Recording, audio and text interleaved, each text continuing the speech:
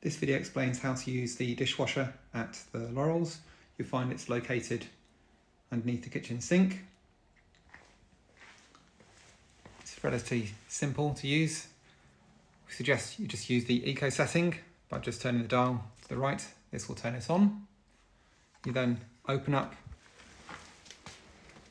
here, and this is where the dishwasher tablet goes. And you'll find that we will provide these. You just take one of these out of the packet, put it in here, and then you just push and click this down. So it's clicked down. If you do need to open this again, you just push this across to the right and it'll open. So that's how you set the dishwasher tablets. Now the drawers, you can just pull these out, put in your cutlery here and plates. Just make sure that the drawers are fully pushed in at the end. If you can, please rinse the plates before you put them in there so we don't get a lot of debris which can then block the filter, and then that will mean that the wash isn't as good if there's lots of dirty food in the filter.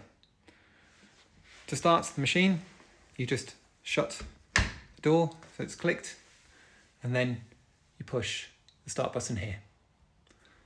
When it's finished, it'll beep.